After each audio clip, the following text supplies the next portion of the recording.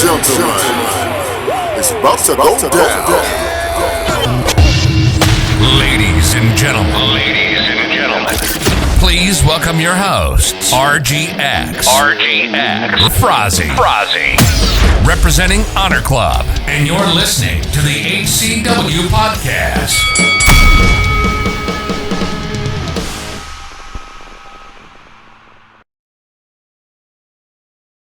Hello everyone, welcome back to the Honor Club Podcast, also known as the HCW Podcast. My name is RGX, flanked as always by Frozzy. How are you doing, buddy? Yeah, all good, mate, all good. Just ready to get cracking, I think, this week. Yeah, unfortunately it's our good buddy Rate Wrestle's day off today. But don't you worry, for those who've been keeping up with the awards, they will be back next week. I don't know if he's still planning on putting out a solo review on Sunday. If he is, brilliant. If not, I'm sure we'll catch up again shortly. But with that out of the way, we'll just get heading straight into the reviews, starting with Smackdown. Let's go. So the opening package was just like a recap of the six-man main event at WrestleMania Backlash, where Reigns obviously speared Riddle for the pin. And then RK Bro come out just to kick the show off, where Riddle takes the blame for the loss. But they want Reigns to come out and let the Usos make the unification match, which is, I think, the one we all wanted to start with, to be honest. Mm-hmm. But then Zayn comes out in his Bloodline t-shirt, because that happens now. Because he's Iago. Yeah. And it says no one wants the unification match. Zayn thinks champions need to go back to Raw, so on and so forth. They have their little exchange. And Riddle came out with a good line where he dubbed Sammy Rusty because of his hair colour. I thought that was, like, without bullying him, Mm-hmm. it was a very good line. And then, but Orton obviously interrupts, gets involved, and then they decide to have Riddle versus Zayn. And if Riddle wins, RK Bro get the unification match. And yeah, that's pretty much that. Because Adam Pearce shows up and he's like, well, it won't be for a title match because Zayn's not in charge. And then we get the match anyway. So Yeah. it was a bit of a strange one. Why let it get that far if you're not even going to let him make the match? How many times do you see that in WWE? Where they make the stipulation and no one interferes and it just happens. Yeah, or you get the commentators go, "Oh, let's hope they make it official." Yeah, yeah. It was just very strange that Adam Pearce was like, "No, you can have the match, but there's no title shot because Zayn's not in charge." Right, okay. But yeah, so it's not a bad match really, but take it outside not long after, and then put him onto the barricade, and then we cut to a break. I was pretty like, okay, this is strange. What a strange time to break. But there we have it, WWE in the random cuts. And then when we come back, Riddle's kneeing Sammy and gets the pin for 2, but Sammy knocks him onto the apron, and then we're just going back and forth a little bit. It's the hanging DDT, which is actually a really cool move when he does that. I enjoy Sami Zayn when he does that. I enjoy Sami Zayn, to be fair. And then Sammy goes into the timekeeper's area, and Riddle dives back into the ring at 9. And then the Bro Derek just gives Riddle a pin. And it's just, it just ended quite abruptly. I wasn't a fan of the ending. Yeah, but WWE TV match. Yeah. I have high hopes if they ever have an intercontinental title feud down the line. I mean, for 10 minutes, it was all right. I say that as if Sammy's still the champion. Of course, it's Ricochet is champion, but everyone's forgot about Ricochet. Don't worry about that. But yeah, obviously then we cut to the back and Reigns is fuming because RK Bro are there. And the Usos said they're going to do something about it. And then we go to another break. And then we come back and Sami Zayn's on the screen again. Because having him in 4 segments, this might be the 5th, wasn't enough. Then he runs into Nakamura, calls him it was something really random, and then he just laughed, and Sammy does not look happy. But we follow that with Ronda Rousey bragging about the title win, which, to be fair, is fully justified. Big babyface move. Yeah. But Ronda was obviously saying, look, like Charlotte's won this how many times, but look who's the champion now. And she said she would have died before quitting. And she's going to be a fighting champion, so we get an open challenge. And then Raquel Rodriguez is the one to come out, which I was very surprised at, but quite excited for at the same time. Yeah. I just think the matchup works. I like Rodriguez, and Rousey's obviously very good anyway. And then obviously Ronda tries to get it won early because look at the size of Rodriguez. Why would you not try and get it won early? Goes for the Piper's Pit, but then it just descends into quite a half decent match for a TV match for women, I thought. Rousey's just striking her, tries to hit the tornado DDT, and then switches it into a guillotine, which I thought was quite inventive. Mm-hmm. Gets her into the suplex for 2, and that's pretty much as far as it gets because there's a couple of counters in there, and then Rousey gets the ankle lock, and Rodriguez manages to get out, gets a big boot, and then a power bomb is loaded up. Rousey reverses into it, Hurricane Rana, match over. I was just like, oh, okay. Yeah. But it was nearly 6 minutes, but it didn't make me not want to see it again. Yeah, I mean, they've got potential to run it back at Hell in a Cell. I think Yeah. it'd be quite good. Because realistically, you've not got anywhere else on SmackDown. No, I'd argue. which I don't know. When she made the open challenge, I don't know what I expected. But then when she came out, I was just like, oh, well, no, I totally didn't expect that. Yeah, it makes sense in hindsight, but if you were booking it beforehand, you wouldn't have said she was up there yet. No. I mean, she even, like, to be fair to Rousey, she made her look good for what it was. So, like I said, it didn't make me not want to see it again. I'm glad they didn't use Piper's Pit, because Piper's Pit looks terrible the bigger the person taking it. Yeah. Because they're not falling as far. No. No, but it was, for a women's match on SmackDown, it wasn't too bad. Yeah. We all know we've shit on them in the past, haven't we, really? So, they're just sort of there. But then we go to the back, and Aliyah, is it Aliyah or Aliyah? I always get them mixed up. Is it Aliyah? And Shotzi Blackheart, Shotzi, sorry, can't use the second name, argue over who should be getting the title shot. Adam Pearce doesn't really know what to say, and that's the end of that.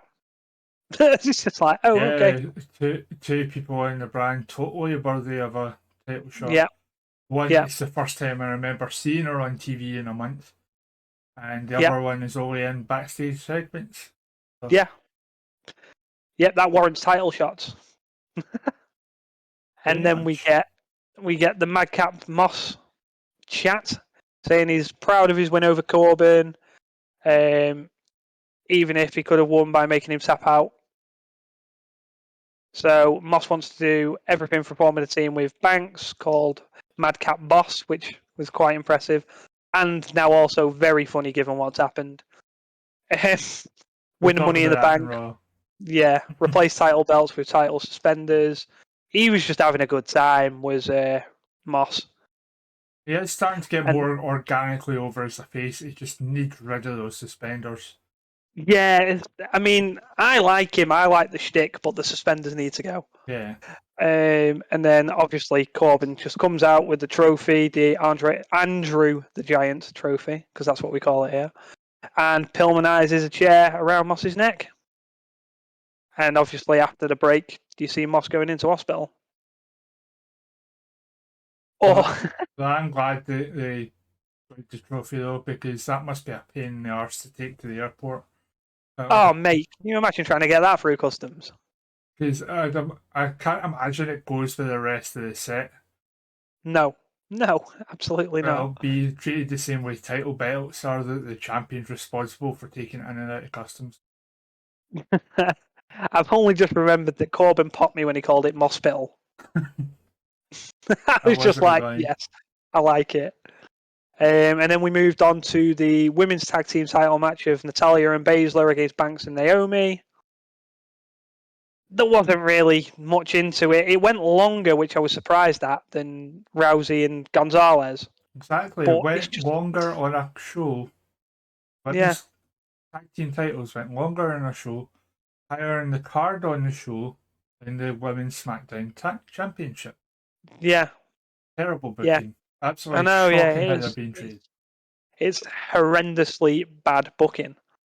But it's just the match we've seen him have this match a million times.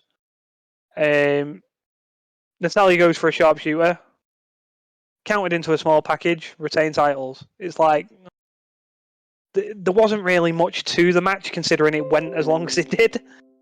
It's just I've seen him do this match before. I'm going to turn off my notifications just now because I'm getting loads of work stuff through. Apologies.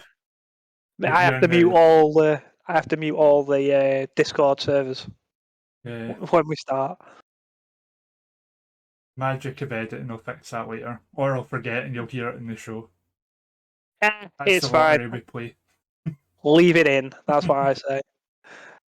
But yeah, the match was sort of just the. Is it the end of the feud? Well, it is now. But Yeah. was it the end of the feud? I think it would have been. There was no post-match beatdown. No.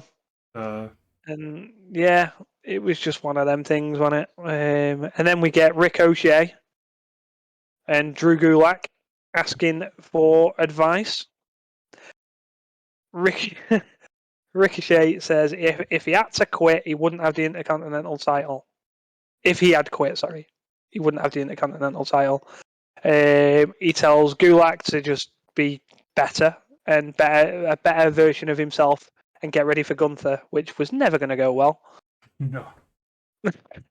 And then, yeah, he runs into him, slams him into a door, and breaks his chest with a chop, which I can imagine is not very nice. Beat him like he owes him money. Yeah, he did. It was literally the scene from Family Guy. Like, where's my money? Where's my money, Where's man? my money, Brian? Yeah, give me my money. And then we go to Kofi Kingston versus our mate Butch. Butch. Yeah, we love a bit of Butch. But he jumps in quite early, hammers him into the mat. Kofi sends him to the floor. Woods plays a little bit of trombone. Butch gets dropped again. And yeah, then we go to a break. And then we come back and Kofi's fighting out of like a neck lock. It looks like he's going for a sleeper, but I don't know what was going on. And then hits him with the SOS, but he only gets a 2 with it.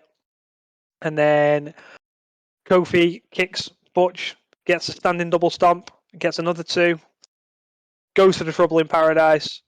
But everyone gets in to fight to the floor, and then Butch grabs the bitter end and pins him.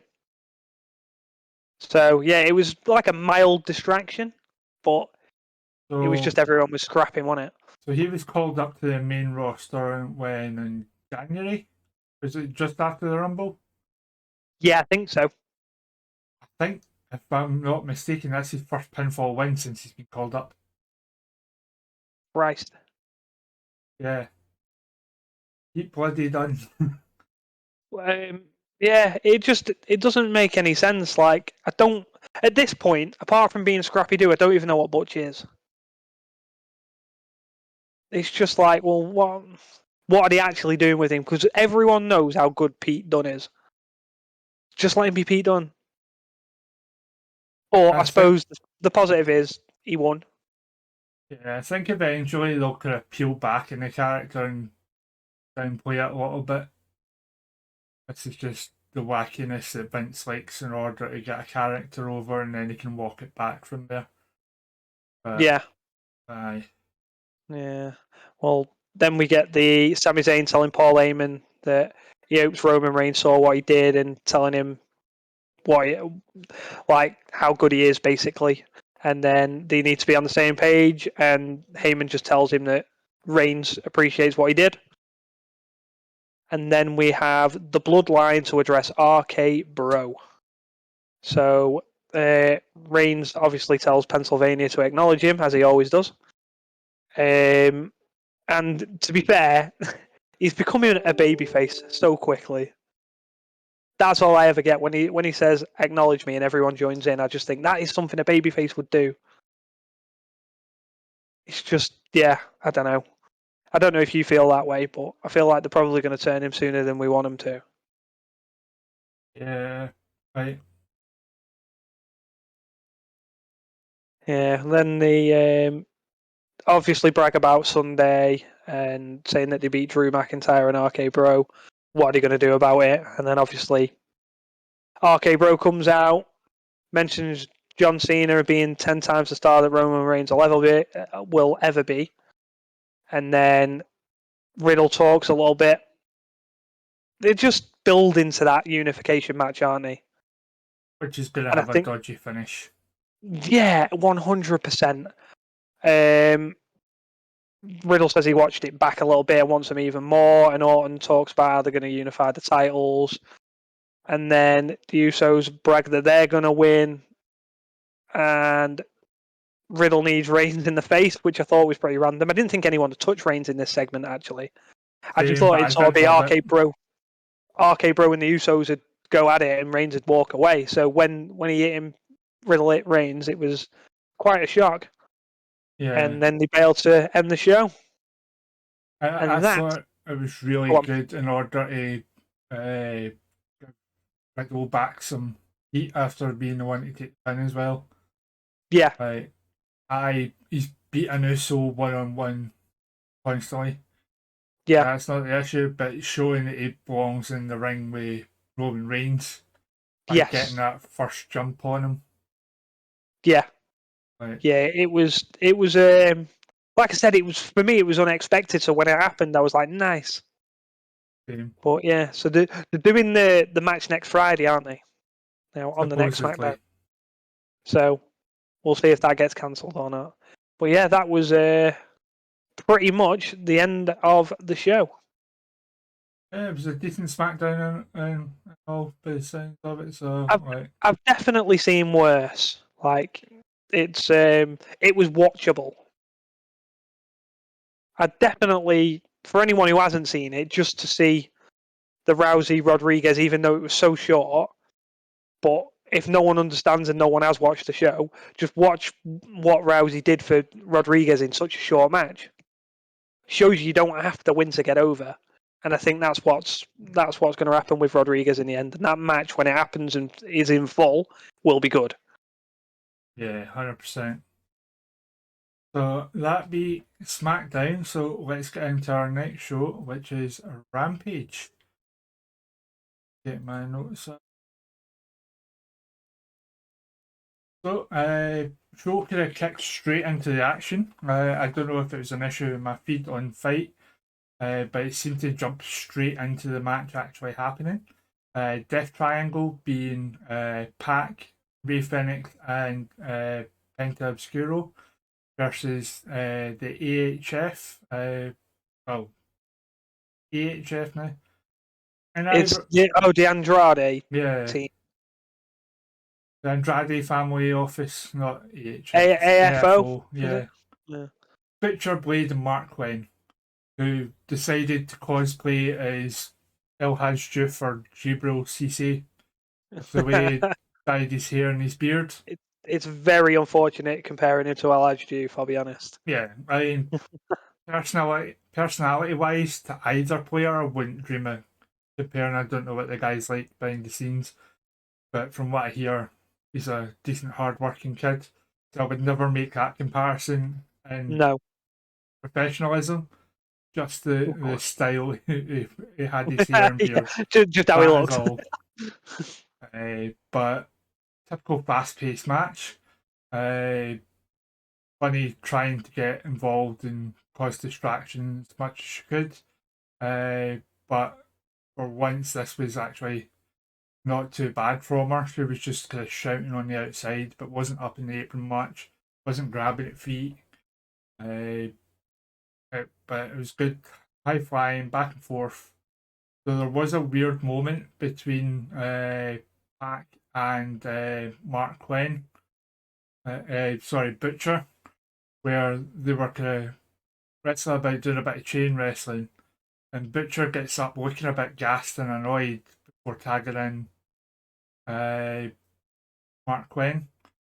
Now, I don't know if that was because he was genuinely gassed or if a move was messed up. I didn't quite catch it, but there was something off about him, the way he was acting. I don't know if it's an injury or something as well, because he never got back into the match after that. But eventually, they get the win with Pac hitting the Black Arrow. And shortly after the bell rings, the lights cut out in the arena. They come back on after a few seconds, and there is the House of Black. So Buddy Murphy, Malachi Black, and Brody King. Staring a hole through Death Triangle. Black mouse on our time, where the lights cut off again and they're gone. So that was a segment that happened, but it was a decent match. It looks like that'd be a good 6-man as well. And don't get me wrong, I'll talk more about Ray Phoenix when it comes to Dynamite, because he does more. But yeah, it was decent. The next was very, very dark elevation X of Bear Boulder versus Sean Spears. Bear Boulder, for those that don't know, is one half of the tag team Bear Country. They are the very epitome of a dark elevation tag team. Job squad. Yeah, it's just a shame because they are quite big, intimidating. I think they would do really well in WWE. Yeah. You can just imagine a big horse battle, them versus the Viking Raiders.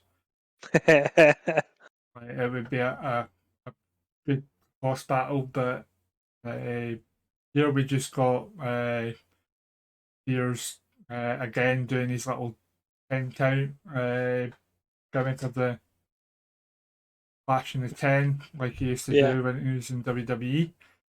But it was very short. So he did a good job getting Boulder up for his finish. And continued attacking after the match finished with the chair. And told Wardlow he was coming for him. We'll talk about that in Dynamite. Yeah.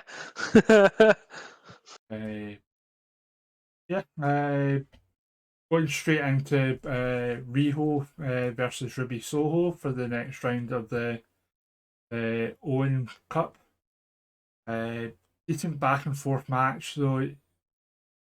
Rio, you could see there was something off with her. Like, even from the start when Ruby was coming out to the ring, where Destination Unknown by the God, what's the name of the band again? Really bad. That'll come back to me. Yeah, don't ask me, mate. I haven't got a clue. I could probably find out. No, I'm gonna get roasted in the comments because it's one of my favourite bands as well. It's just the stress of this, I think. But Rio's got her fingers in her ears, and you can see her like actually grimacing at the music. But it's a decent back and forth. It's not Missing Persons, is it? No. No. Right. Okay. Begins with an R. I was going to say there's loads. To be fair, there is loads. Yeah. But as I say, there was a bit of awkwardness because you could see that they were just a bit off for their spots. Like, you know that way when you can tell two people haven't had a match before? Yeah. Where they're not. I know who it is now, by the way. Tell me, refresh my memory. Rancid. You know that way when it's on the tip of your tongue? Yeah. And then someone tells you and it's even more devastating. But yeah, there's spots, like, there was nothing physically wrong with what they were doing, but you could tell that there was no flow to it. Yeah. But after some near falls, including a quite devastating looking half Boston crab that Rio bridged into, it was eventually reversed, and then Soho hit her finish to win the match. And then afterwards, they announced that Shida is injured, but she isn't. She just went over to Japan to do her matches over there, not realising that she had to do a medical after her hardcore match with Serena Deeb that she wasn't aware of. Yeah. One of those, another example of Tony Khan's poor communication with superstars of AEW. No negativity, please, mate. A good friend of mine, Sam from Arcade, tweeted to Sean Ross Sapp asking for an update on it and what he's heard. And yeah, Sapp's confirmed that there seems to be a few communication issues with a lot of their talent over this kind of stuff. Right. Especially with people like not hearing back after their contracts are expired and stuff. I know Christopher Daniels is talent relations there, but there's something not working right there. The contracts are expiring, but nothing's happening. Yeah, it's like Tony Khan's like ranking their calls to ask what's happening with their contract.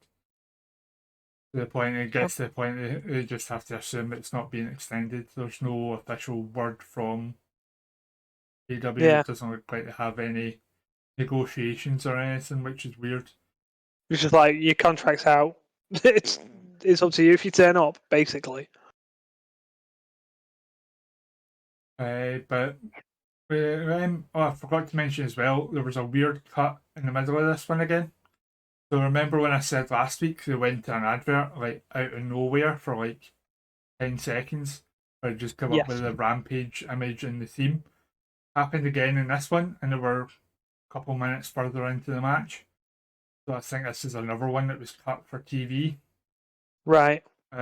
Which again is a communication issue because that they should be sticking to their TV timings. Yeah. If they're having to carry out that kind of edit to fit to TV, there's something going wrong there. Yeah, because surely when you're like having the matches on the show, if someone overruns, you're cutting a match time of another. You're not doing your plan and then cutting it in editing. That makes no sense. Just make your matches shorter where you need to. So it was followed up with the main event of Scorpio Sky defending his TNT Championship against Frankie Kazarian. So it was a really good match.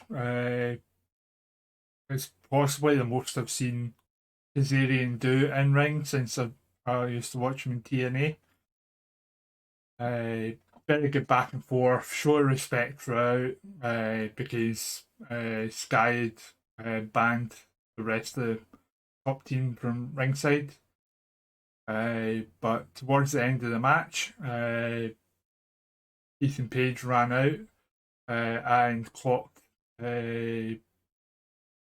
Kazarian with the title without Sky noticing, or supposedly, and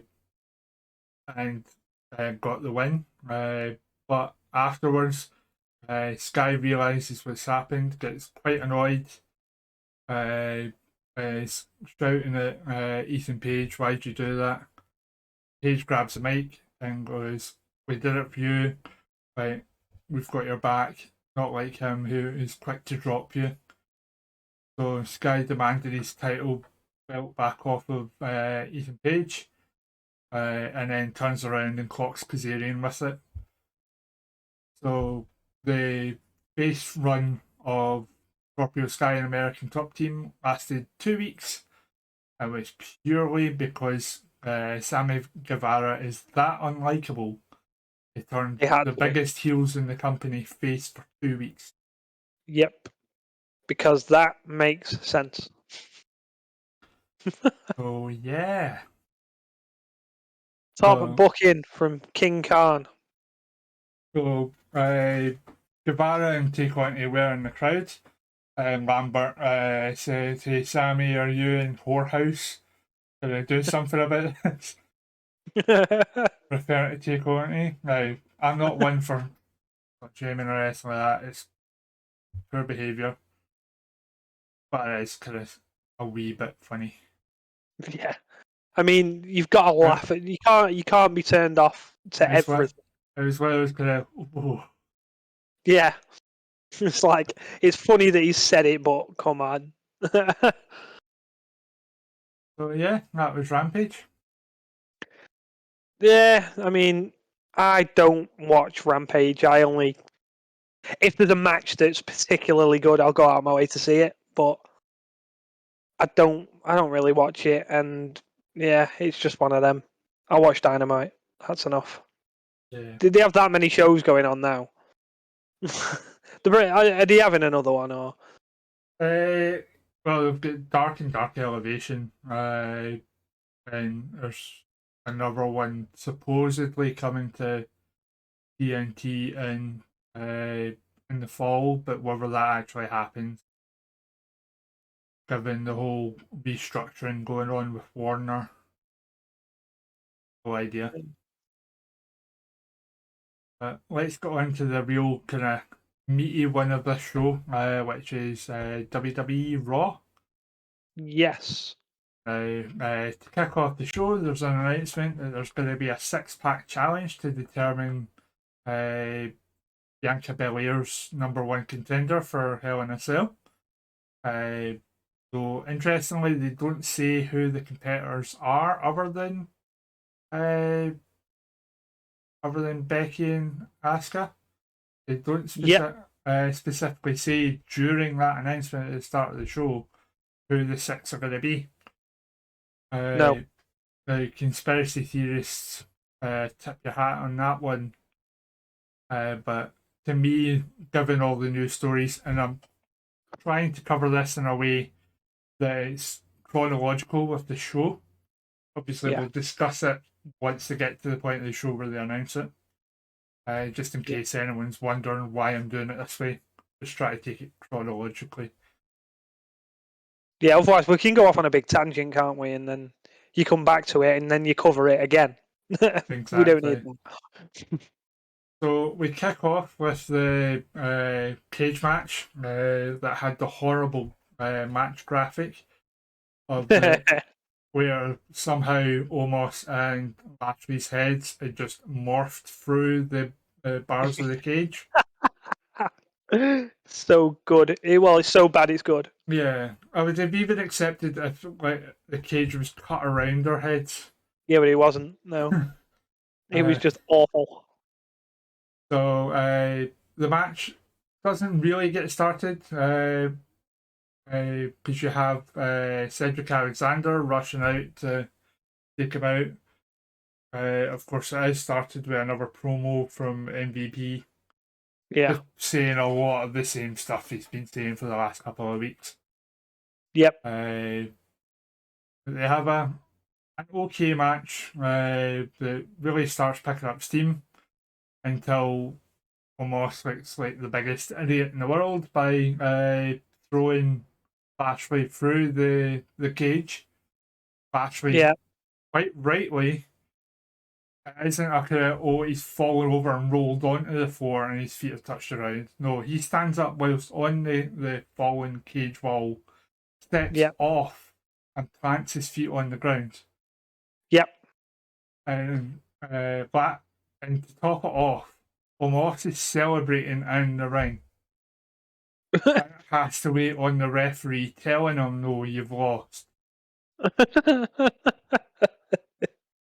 To me, it just made him look an absolute idiot. Yep. But I did enjoy Lashley standing up and like climbing out and winning that way. It was so much better. Yeah. It was like, you're going to throw me through the ring, I'm going to stand up and walk outside. Exactly. Like, I do appreciate the fact that he just physically stood up and stepped off. Yeah. It wasn't, he's fallen out and rolled over. Yeah. But yeah, obviously Ray is the match star guy, so we won't be doing star ratings in case you haven't noticed so far.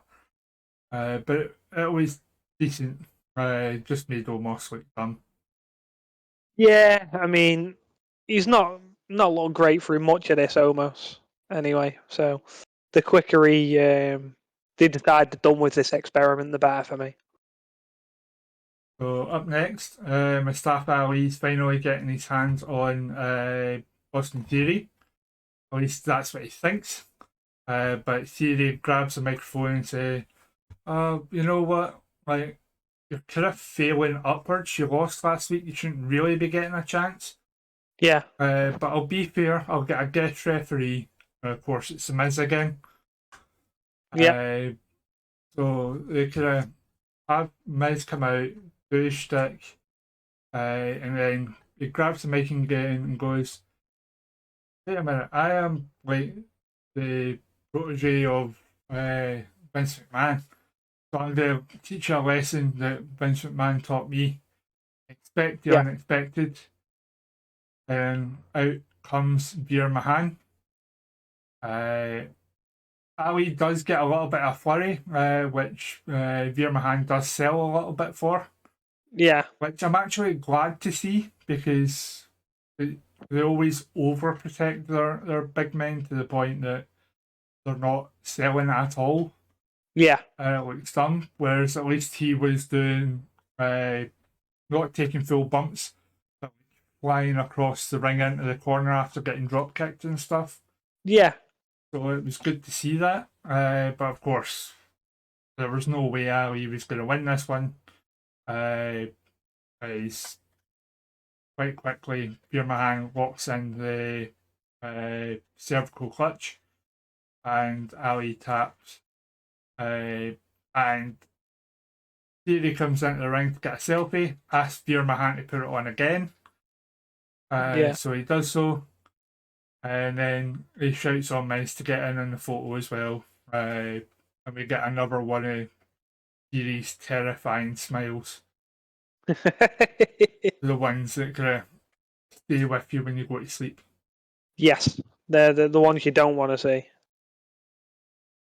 After that, we had Riddle versus Anuso, Shock Horror.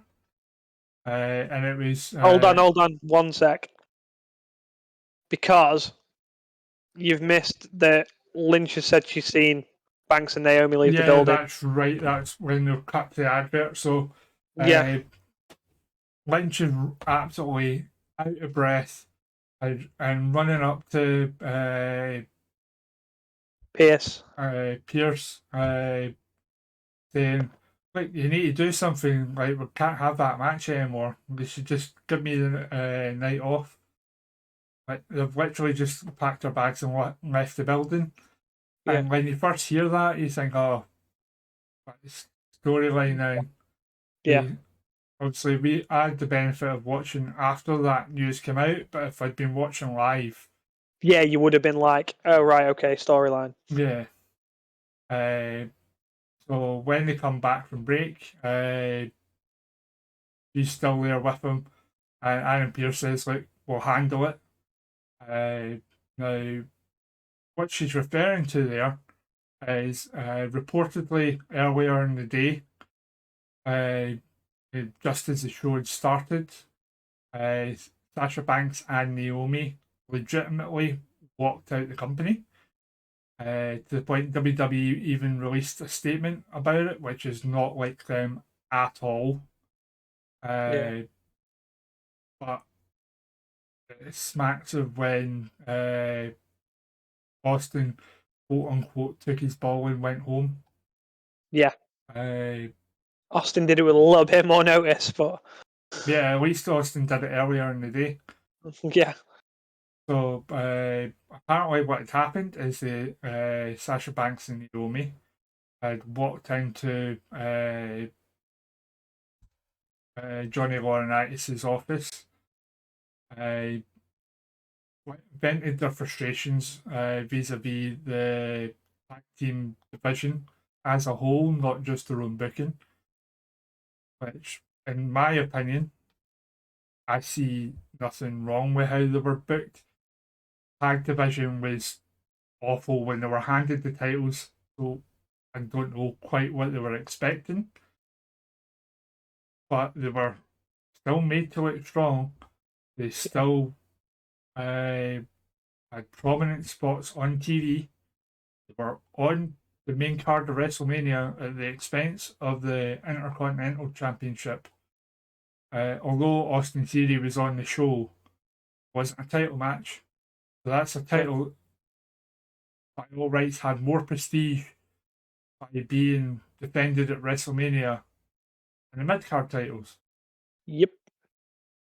Now, to me, as a long time wrestling fan, I don't work in the business, but if I was one of those superstars in the back, especially ones that aren't getting a lot of TV time, like your Shotzi's, your Aaliyah's, your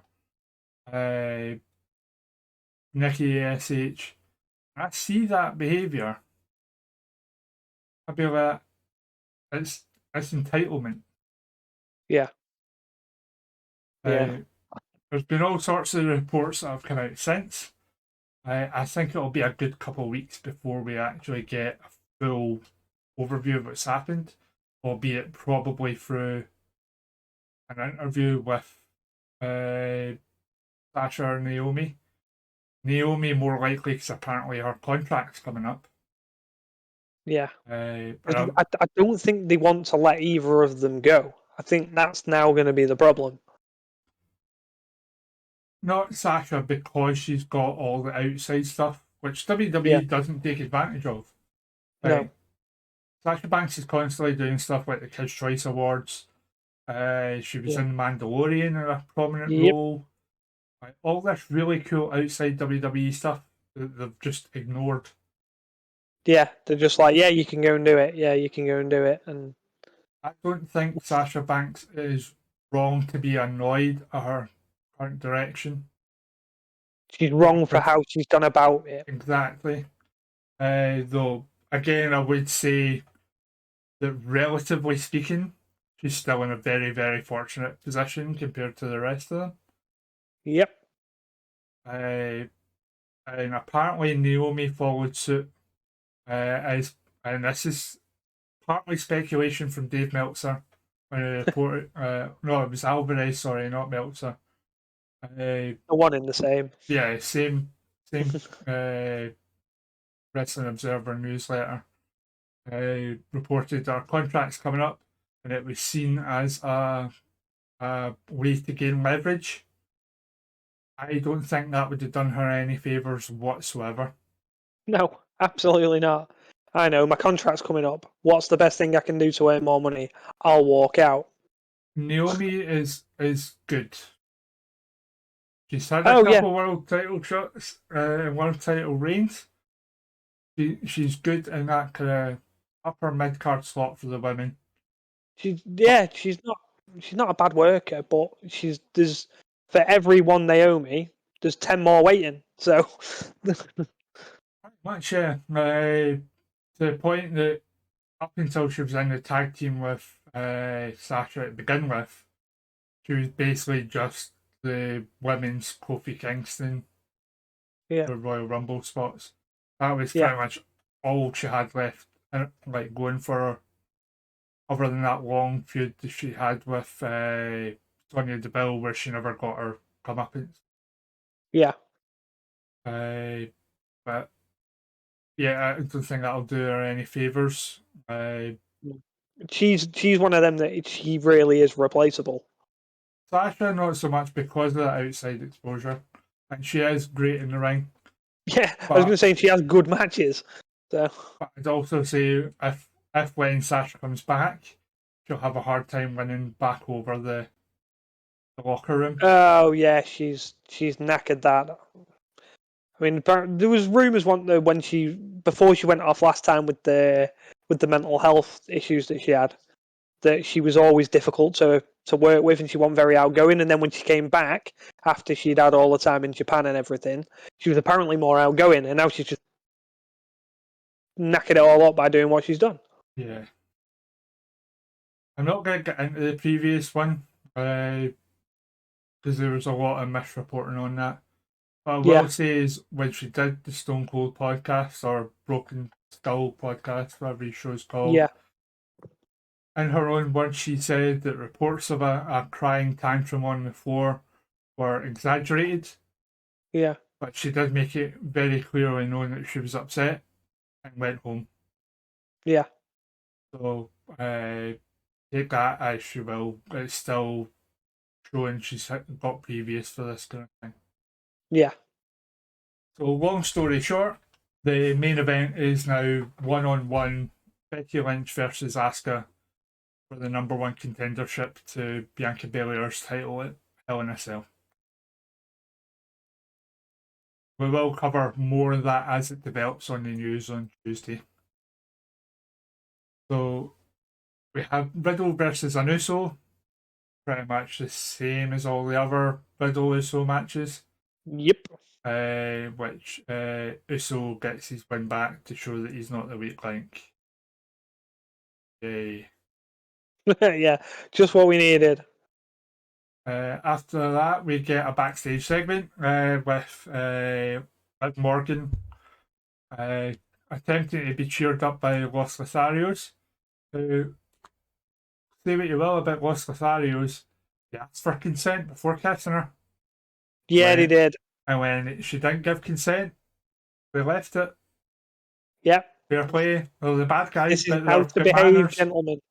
Exactly. They said they were gentlemen, and they proved to be. Yeah. There'll be that guy on Kate's side, is it? Page match. Yeah, that's the one. Yeah. He'll be loving it. So that leads into the former club, AJ Styles and Finn Balor coming up to talk to her, saying that they should all team up because it is them against the Judgment Day. And she says, "Oh, I'll think about it." So there's that kind of tension there. Yeah. We get the Judgment Day promo, saying a lot more of the stuff they've said, that it's not too late for any one of them to join.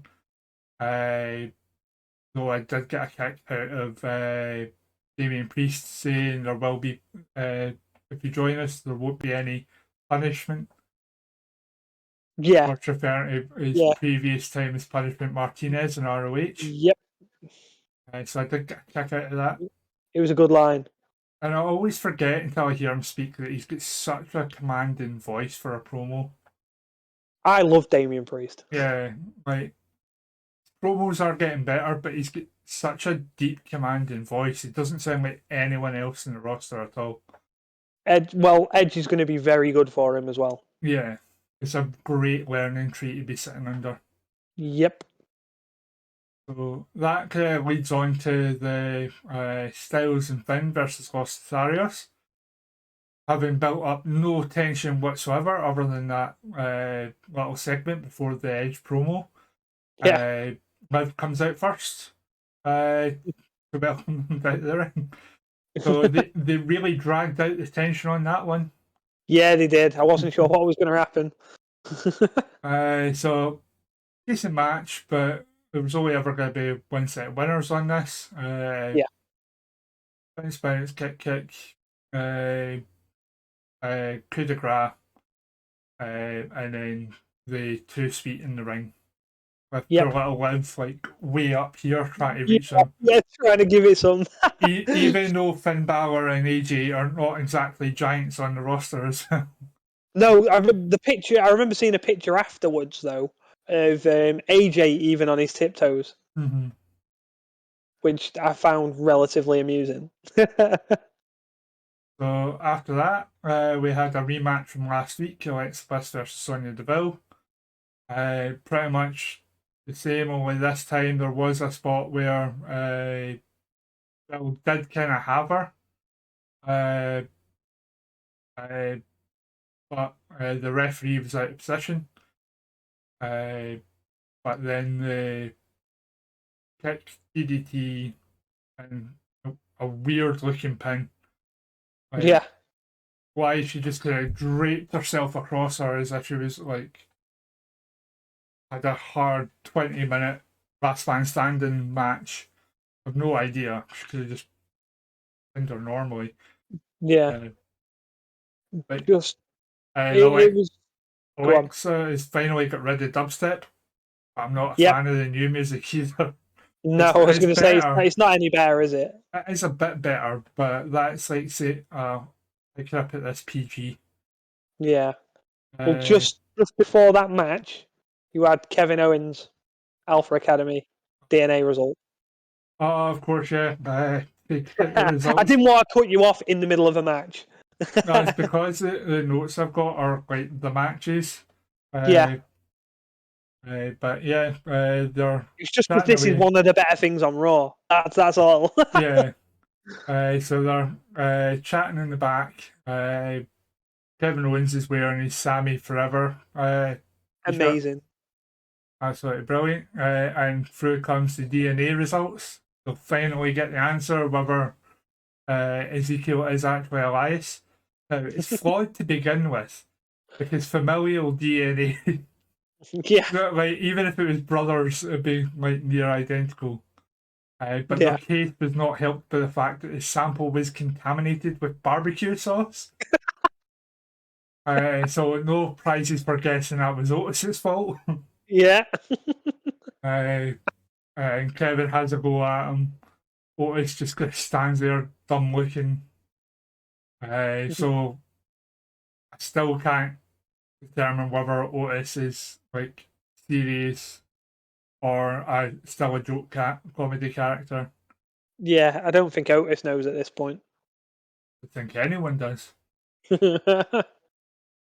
So obviously that led into Ezekiel versus Chad Gable. It's the exact same issue we always had with Elias. Brilliant presentation, great fun promos and stories. The second he gets in the ring, like, Yeah. it's the most boring It's all thing gone. ever. Yeah. I did like the kind of gory special torture rack kind of thing. Yeah. But just as things get going, Kevin Owen and Otis take him out. What I did find funny though is every single time the commentators called him Ezekiel, Kevin Owens was like, "No, his name's Elias." Like all the way through. I love Kevin Owens. And Corey Graves was like playing along with it to begin with, like saying, "Yeah, guys, come on, that's obviously Elias." And then as soon as Kevin Owens takes his headset off and walks away, Corey kind of quietly says, "Look, I don't really believe that's Elias. I just didn't want him to hit me when he was sitting next to me." Yeah. It's good. It was just chef's kiss. Like everyone's gaslighting Kevin Owens, and it's brilliant. Kevin Owens. Yeah. It is great. And then, of course, we come to the main event. Bianca is out on commentary for this one. I say on commentary, I didn't actually hear her, so I don't know if she put a headset on or not, or whether she was just sitting there. I think she was just sat there because I did wonder myself. Yeah, because like I was looking, I was like, they keep cutting to her. I wasn't paying close enough attention to see whether she was wearing a headset. I was like, she's there. Why am I not hearing her? Yeah. No, I'm pretty sure she was just sat there. But yeah, typical champion spot of eventually one of them gets thrown into her. Yeah. He rises to it, so so Bianca gets up on the apron, and then Green Mist haymaker kick, 1, 2, 3. Yeah. I'm sure there are like people who listen to this will know what each of them mean. I'm sure green mist is the knockout mist. Black mist is it's the green mist is like the poison mist. That's the one that Tajiri used to use, wasn't it? Yeah. Black mist is blinding.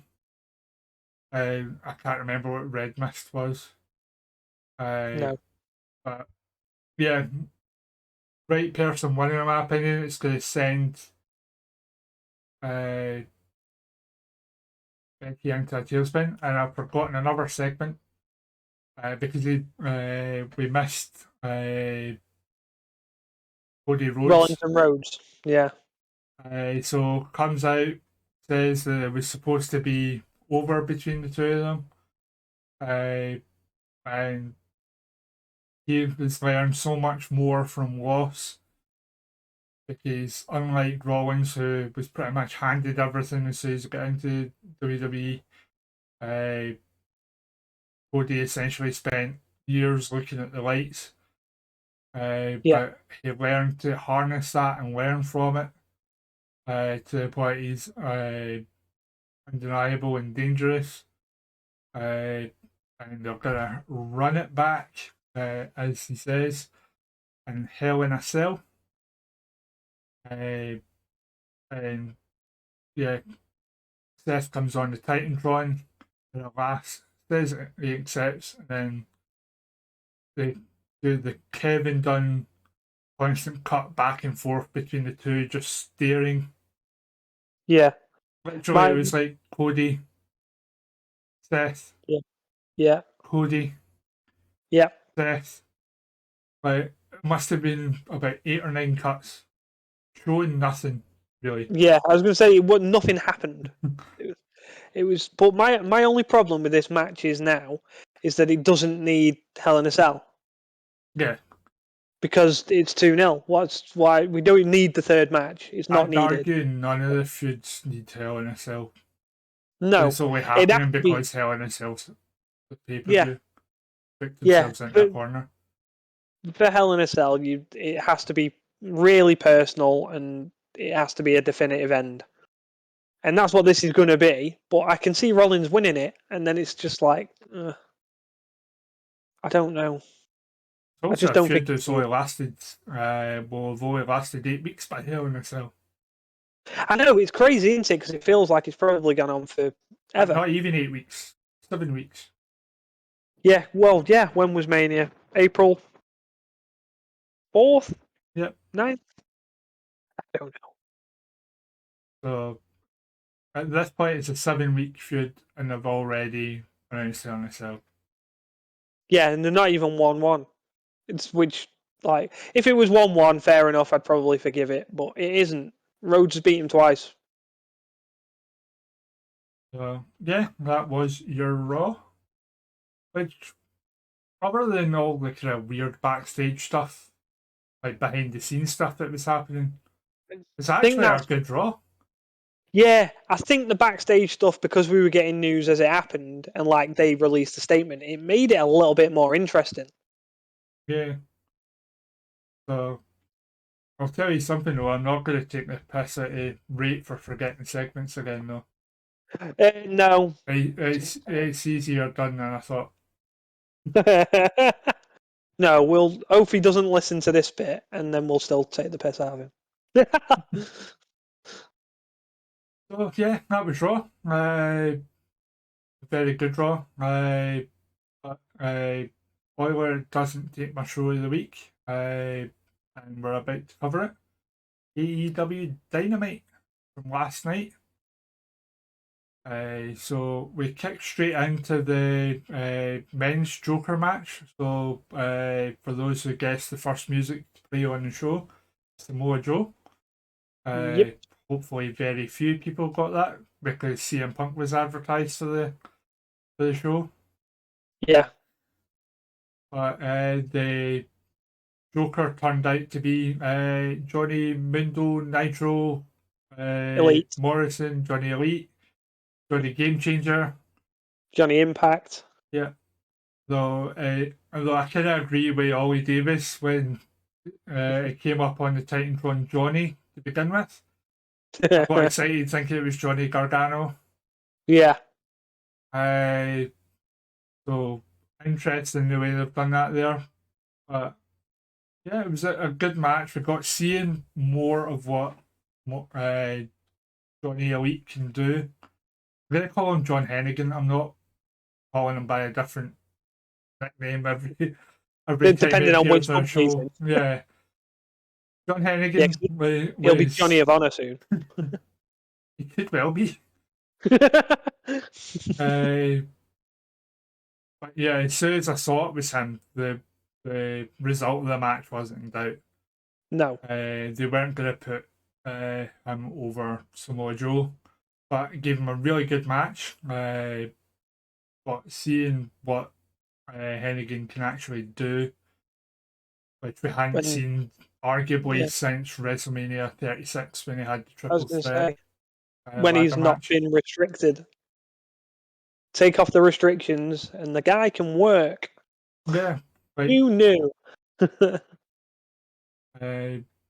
Obviously, looking at cage match, there's a few people underwhelmed by it, but that's purely because it wasn't Cesaro or Gargano.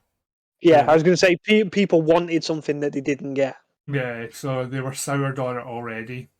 I still enjoyed it though. But of course, after Samoa Joe gets the Muscle Buster and the win, Satnam Singh with Jay Lethal and Sonjay Dutt come out to continue their feud in the latest episode of Feuds That Will Not Die. And the weirdest was that Joe's rescue was the best friend, which that's not a thematic. No.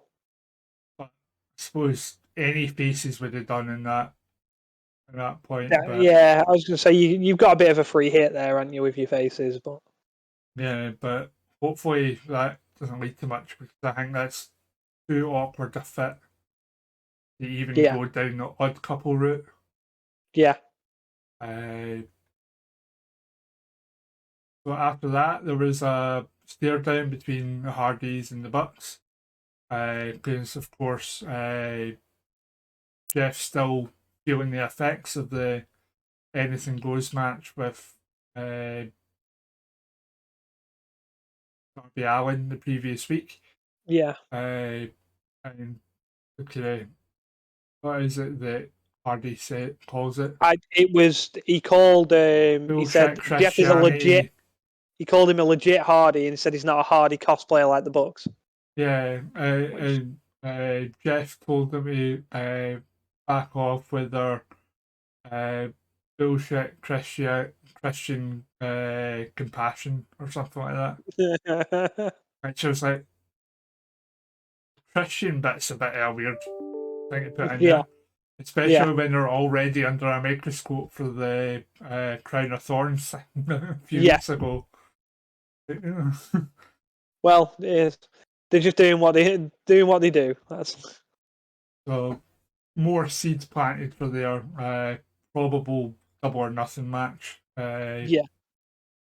Next up, we had Hangman Page versus Kanowski Takeshita. Yeah, I'd have said Takeshita, but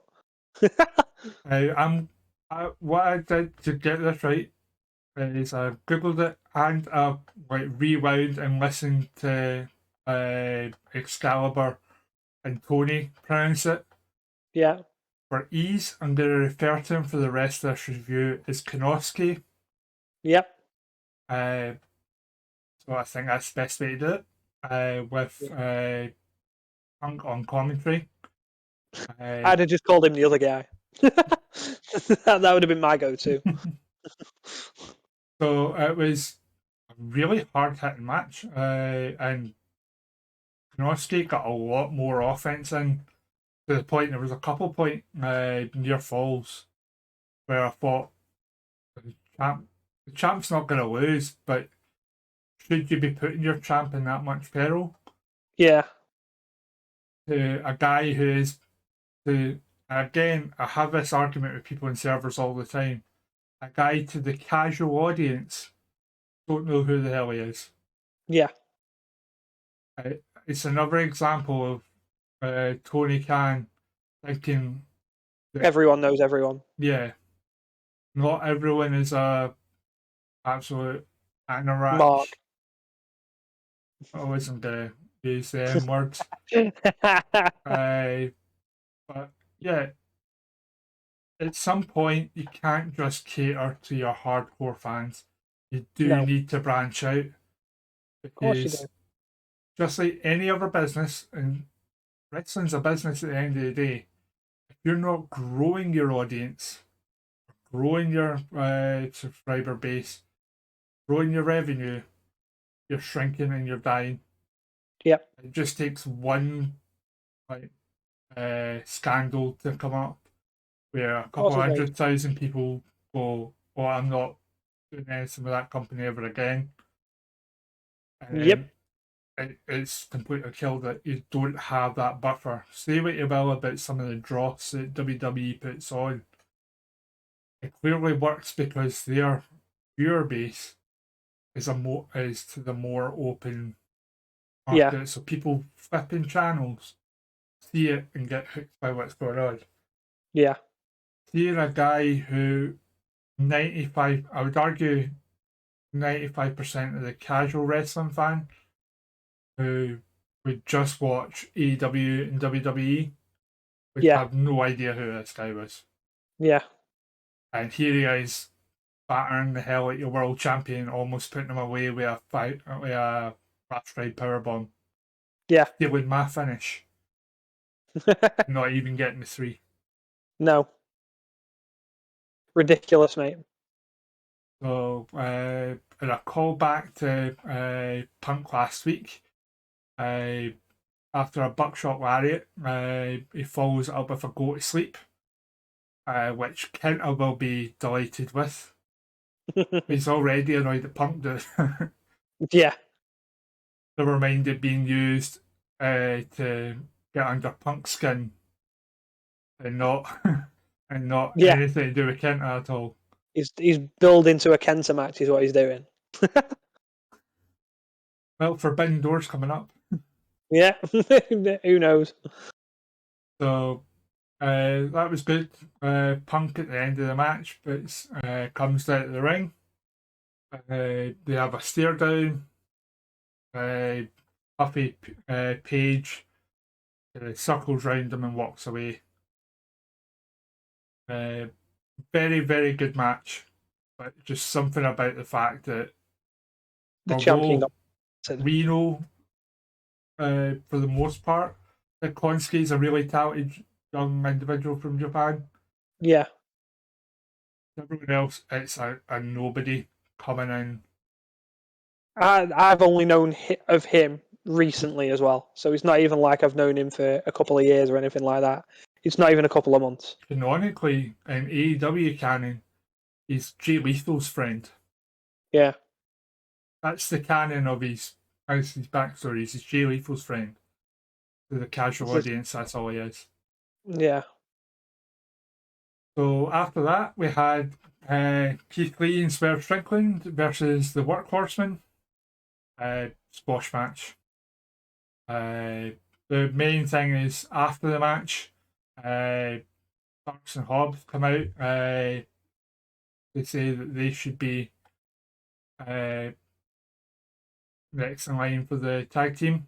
That all comes about because Keith Lee says they're now a top 5 tag team, even though they've only got a 75% win rate.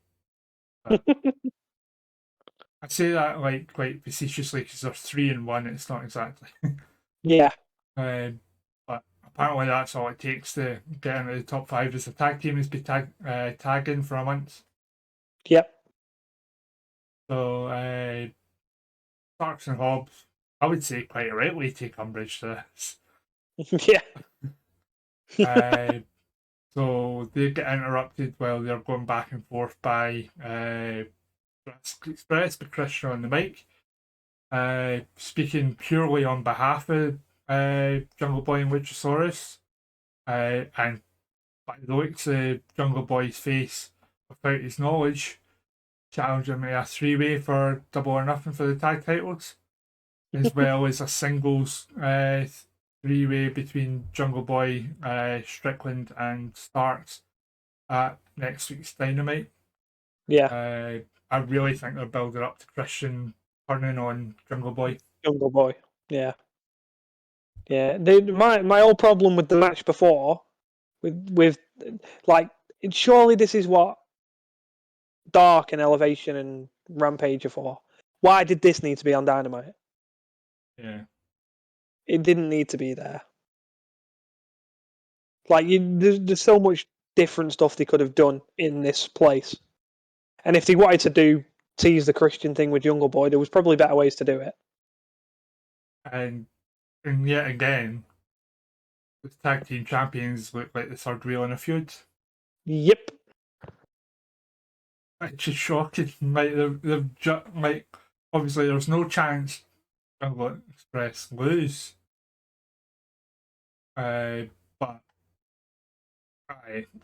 to do that coming off the back of them playing third fiddle in a feud between the Bucks and FTR. Yeah. And Redragon. So now they're third wheels in a feud between Strickland and Team Taz is. Yeah, it's apparently about the tag team titles. Yet the champions aren't really involved. Yeah. It's madness. So after that goes to a backstage promo where they confirm that Chris Statlander's the one that took Shida's place. Usual Jade Cargill and baddie stuff. Oh, and Tony. Bloody baddies. And Tony cut the shit. Next up is the Wardlow segment with MGF. This was different. Yeah, it's a hard left after what came before it. MJF continues to come out with the worst spray tan in existence. Really brings back memories of early Miz, and I don't know if you remember during the Christian's feud with Orton, when he would take moves in the ring and you would actually see an orange patch where he took the bump. Yes. I mean, you're going back to like 2012, but yes. Yeah. But that's what MJF spray tans are reminding me of just now. Yeah. Almost to the point, I think it's part of his gimmick. It's gotta be on it because, like, there's no way this can be. His hands, especially, you just need a bit of whitening and toothpaste. Yeah. Like, that's my answer to clean every stain. Yeah. Is whitening and toothpaste. But literally, just wash your hands with whitening and toothpaste and you'll get the fake tan off. So, look at me, I'm the whitest man in Britain. Not want to be giving tan advice. But he needs it. But yeah, coming back off that tangent, more Wardlow stuff, insults flying at the Texas crowd. Insert cheap heat here. Yeah. Of course, Wardlow comes down to silence, absolute. I say silence, no music. It certainly wasn't silence because the fans were really good at doing the Wardlow chant. Yeah. Wardlow is ridiculously over. He's like, I'd say the top three in the company, purely by pop, are Punk, Danhausen, Wardlow in that order. Yeah. And then you get BCC. Yeah. And I'm not off position in the card or how good they are, I'm just meaning fan reaction. Yeah. I was just because Danhausen's never going to win a world title, is he? But he's not going to win a match in AEW. Everyone loves him. He will not. I'll rephrase that. He will not get the pin in AEW. He'll probably win. Oh, I might take that bet.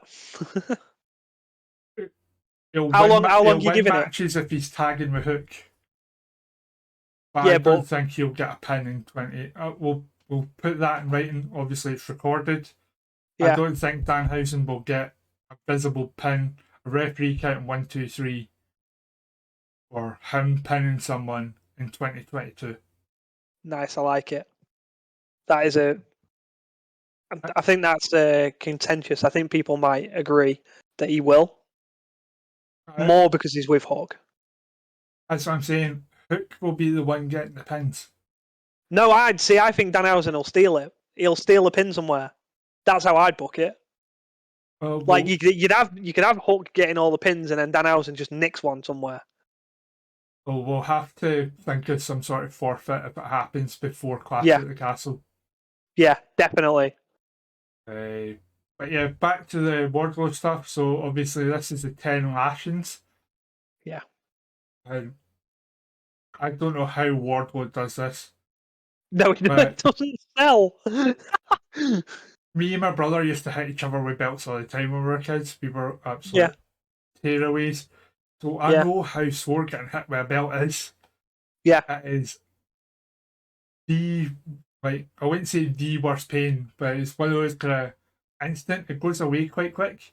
Yeah, it stings though, doesn't it? But he did not even crease his face at the first 8. No. They were laid in there. Yeah. It wasn't until the 9th one and he caught him a bit over the shoulder. This is the angle he hit him. Yeah. That one got him. But yeah. I think he was supposed to use that one to fire up anyway. Yeah. Because, of course, at that point, he's telling him you've only got one left, and that's when he gets taken to Dick Kick City. Yeah. And they lay a beat down in and gets hit with a Diamond Dozen ring. Yep. But the man's an absolute beast. Oh, he is. It's just impressive. Even if you're not into wrestling, I would go and check it out. Because how he does not react at all. And you can see with the welts developing on his back that he was getting hit properly. Yeah. It wasn't like, the camera angle, they were missing. No, you could hear them. Yeah, I was going to say you could hear him, you could see it, and the fact that he didn't react was ridiculous. I mean, I remember when I first saw Wardlow with MJF, I thought he's going to be a goon. He's going to split up with MJF, and that's going to be the last we see of him. And now, like you said before, he's one of the most over people in the company. Yeah. I never saw it coming. So we'll pick up the pace a bit because we're running a bit long with all the Sasha stuff. Yeah. So I say that heading into the Kyle O'Reilly and Ray Fenix match. Yeah. Which was really, really good. Match of the week for me easily. My only thing with Fenix is one, he's the only thing. Clearly, I'm about to list, so 2 things. Yeah. Is one, he has a lot of moves that he pulls out his arsenal that are improvised that look like finishers. Yep. Everything's a big move. Yeah. So, whilst that can look good and it's impressive, from a psychology point of view, doesn't make any sense. Yeah.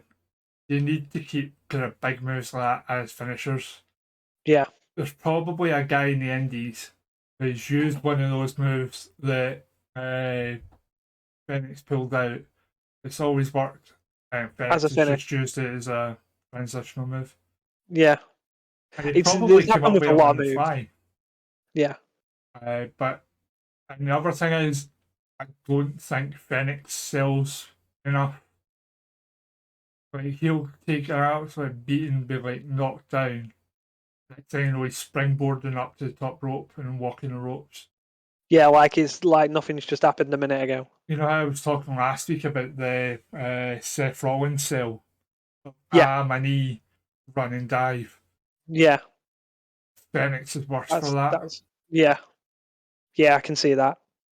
I think Fenix, see if Fenix actually wrong to say sold. They're still selling the injuries, sort of. Yeah. But if you did stuff like attempt the springboard, but because he's that tired and sore after the last move he took, he doesn't quite manage it, so has to climb up. Something like that. To me, it pops back up too quickly for stuff. But that's me as a kind of old man yelling at clouds, I think. It's the modern style to be quick and... I know it's the modern style, and it's like Dave Meltzer would love it, but it doesn't mean it's good. Just because it's modern and it's what everyone does doesn't mean it's good.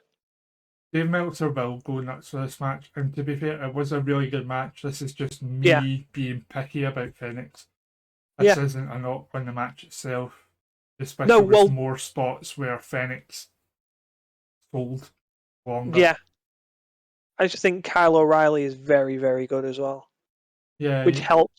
If Phoenix was against someone like him, I'd have hated this match. Yeah.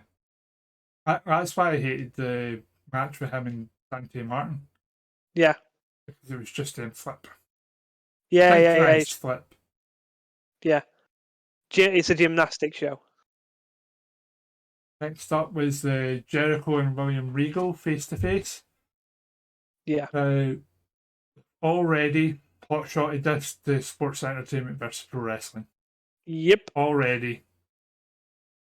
Didn't take long, did it? No, that's the thing with AEW. 90% of what they do, I love. Yeah. But the way they book their feuds is not great at all. It's either goes on far too long or they rush it. Yeah. This could have waited a couple of months. Mm-hmm. So, bit of back and forth. Jericho gets extremely personal. I'll kind of rattle off a couple of them. Says that Regal's been fired from everywhere he's ever worked. With his wrestling ability, he could have been a world-class champion. Instead, he was a world-class addict. Then says that unlike Regal, Brian Danielson was a world-class wrestler and became a world-class champion, but at the expense of being a nerd. If he hangs around with him long enough, he'll be shoving disco biscuits down his neck and drinking to the point that he'll need to join the same Alcoholics Anonymous program or rehab program as Moxley. It's the fact that this could all fly and was good with everyone just makes it that much better. Yeah. So that leads to Regal's retort, which I was really looking forward to. And it was, bearing in mind, they've positioned this as pro wrestling versus sports entertainment. Yep. And Regal talks about taking the toothbrushes of the Jericho Appreciation Society and shoving them up his bottom. Yep. I quote that. I take your toothbrush and shove it up my bottom. And of course, you in the Regal voice. It's so good. It's good if it wasn't for the fact you're supposed to be pro wrestling and hating all the sports entertainment stuff. It was like the most sports entertainment line. There's a lot of juxtaposition here that's weird to me. Yeah. And it was already bad with Kingston, who is absolutely 100% sports entertainment. Yep. Being on this side of it. At first I was like, if they're not calling this pro wrestling versus sports entertainment, I'll be fine. But they have now. So Jericho reminds Danielson and Eddie that they hate each other. So there's a lot of shoving match back and forth to add some dissension to build up to it. It does try and stir it between Moxley and Santana, about the eye for an eye, completely forgetting that Moxley's mantra is, if I bleed with you, you're all right. Yeah. So that didn't work, obviously, but the Danielson and Eddie line did, because Eddie's a hothead. Yeah. And they're about to announce Stadium Stampede when Mox grabs the mic and goes, I'm not doing that shit. Yeah, pretty much. And it's going to be 5-on-5 warfare. Which, if the name wasn't copyrighted, we could have heard Regal say, War Games! Yes, which is what we all wanted. That is, it's what we all wanted and we never got it. No, and we never will. But speaking of things we did want and we did get, because we put it on our prediction forms, Britt Baker versus the Joker, which turned out to be Maki Ito. Glad we stuck the same on that. See, pay attention on Twitter, people. Because Maki Ito said last week that our next match was going to be in America. Called it. And here we are. So, of course, they tagged up Revolution 2021. So this was being sold as if they had some massive, long tag team partnership when they had footage of one match. That whole one match. These two ladies know each other so well. They had one match together. Yeah. But Maki, it was a comedy wrestler, so it was never going to be in doubt that Britt was going through. We did get to see the, I don't know what she calls her headbutt, I call it the timber headbutt. She just kind of flops over. Not too sure, to be honest. Baker tries to avoid it, rolls over a bit, but instead of going fully over, Maki Ito does a little pirouette and then goes again. Yeah. And all through the match, they're because they know she won't be known to everybody, unlike Konski, where the guy showed up. At least it gave Maki some sort of introduction and reminder of who she is. Yep. And reminded everyone that she has an inhumanly hard head. Which is why inhumanly hard. I love it. Which is why our falling headbutt does so much damage. But of course, it was always going to be Britt that goes through, getting her in the lockjaw. Yep.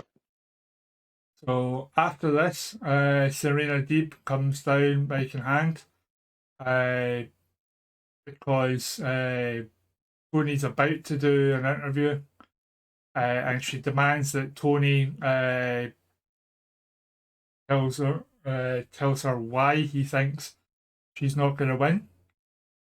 Tony looks kind of flustered and gets out of the way, and she's like, no, actually there's someone else, and calls out Dustin Rhodes. Random, but Dustin's Serena's Thunder Rosa's friend and trainer. Yeah. So there's he's always had her back, and he said that there's no way that Serena gets the title. And fair play, this segment worked really well, which I enjoyed anyway. I'll go over what I thought was bad about it once I get through it though. So he demands an answer for him why he thinks that way. Refers to the fact that he was there. We don't say it, but in WWE, when she had to get boob implants in order to get on TV. She shaved her head because she wanted it that much. That was the Punk thing, wasn't it? That society. Like no one would give her a chance, and he knew how good she was, and it wasn't fair. He didn't stick up for her back then. He's not sticking up for her now. So tell me why you think I'm not going to get the win. Dustin doesn't say a word. So Serena says, "Oh, but you're not going to tell me because you've not got the balls to do it." And she slaps him. And then out comes Thunder Rosa to avenge her friend. He's the one to hit the women because Dustin won't hit her himself. But for some reason, Dustin tries to stop that from happening. Thunder Rosa accidentally elbows him, trying to get free. And while she's tending to Dustin, Rosa gets clocked with her world title. Laying her out as Serena walks off smiling. This is another section, though, where the women are shoved into 15 minutes of the show. Yep. And it's the same 15-minute segment. Yep, you had the match and then they followed it with this. If they put this anywhere else on the show, I wouldn't be having this complaint. No. It was a really, really good and effective segment. A much better build to their feud than their back and forth interview a couple of weeks ago. What's annoying me is they're shoving their women in 15 minutes. So they're all, in their eyes, sacrificing a rating on 1 quarter. Yeah, well, they should have sacrificed that Swerve Strickland, Keith Lee nonsense and give this longer at a different point in the show. Which, again, brings me back to catering to their hardcore audience. Yes. Their hardcore audience, they don't want women on the show. That's the way I'm reading into it. Yeah, well, I think that's an entirely unfair way to read into it. No. Yeah, so after that, we had the Adam Cole and Jeff Hardy match. And you knew there wasn't going to be long because of how long everything else had gone. Yeah, we put what? I put 12 minutes. I think I went 13. Yeah, I told you to put 14, but I'm short of it because it wasn't going to go long. It really didn't go long. It went 7 minutes, 21 seconds. Yeah, I mean, you said to me, because I was going to go longer, and then when you said you'd done 13 or 12, I was like, well, I want to be quite close, just in case. Which is why I was like, I'll just do 14 or something. Yeah. And then I ended up doing less than 14, and it still wasn't enough. Essentially, they blew through the match in order to get to the post-match angle. Yeah. But it was, for once, a clean win from Adam Cole. Yes, he took advantage of Jeff Hardy being still somewhat injured. Yeah. But there was no cheating in this one. It's just a straight Hardy missed his finish into the last shot, 1, 2, 3. Which Cole needs more of. Yeah. Do you think it was meant to be longer? No, I think this was always the plan, to have a short match so they can get a decent long post beatdown angle. Yeah. Because the Young Bucks come down, pretend to go for the super kick, turn around, play it off. We're just kidding. We're good, Hardys, don't worry. Before double clothesline from behind from Cole. Then big cluster beatdown as the rest of Undisputed Elite come down. Yeah. And then we have Sting come down to make the save. My notes say Darby Allin, but I can't remember what Darby Allin actually did. He was there. And yeah, they have a beatdown. Sting gets his ankle pulmonized. So, and he also no-sold a chair shot from Kyle O'Reilly. Yeah, and lobbed the chair at his face. Yeah. Like Sabu style, just unprotected chair shot to the head. Yep. But yeah, that was Dynamite. Yeah, and as I agree with your sentiment at the start of the show where you said this was your show of the week. There's no reason it shouldn't be. There was solid matches. For the most part, it made sense from top to bottom, apart from the match I just didn't think should be there. Yeah, so we had 2 good Dynamites to start off our reviews, followed by 2 poorer ones. Followed by 2 back-to-back good ones. So do you think we're in for a shiter next week? No, because it's getting closer to the pay-per-view now. And I don't ever think that they're like the shows leading up to the pay-per-view are ever that bad. So I feel like next week it'll break the cycle. Next week's the semi-finals, isn't it? So it'll be Joe versus Kyle O'Reilly. Yep. And Cole versus... Who won the other one? I can't remember. Wow. My God, I can't believe I forgot that already. Was it on Rampage? Yeah, it was on Rampage. It wasn't. Was it Scorpio Sky, Sean Spears? I don't know. Someone's done something. Someone did something on Rampage, and they're the two names that are in my head. No, it wasn't Rampage. Anyway, semi-final. I think it's the other quarterfinal on Rampage this week. So we don't know who's won that yet. Right. Okay. Who's the other quarterfinal then? I will tell you just now.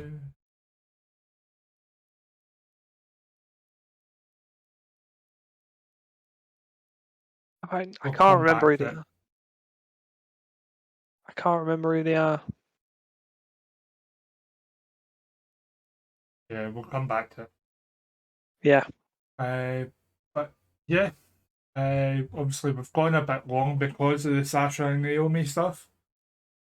Yeah, it happens. But just a little reminder, we are available on Twitter at honor_club. That's honor with a U because we are British. Give us a like and follow on our social media platforms, please. Like and subscribe to this channel. Helps a lot in getting our videos put out there. We will have Break back fairly soon to bring this award show and get that wrapped up for you guys. And you'll have ratings, hopefully. Yeah. So considering it was just the two of us, it was supposed to be a shorter show. That did not happen. No. But we do appreciate you hanging out with us. So have you anything else to add before I say goodbye to the people? Absolutely nothing, mate. We've gone long enough, I think. They don't need to see our ugly mugs a minute longer. Alright, so thanks everyone. Take care. See you later, guys. Time.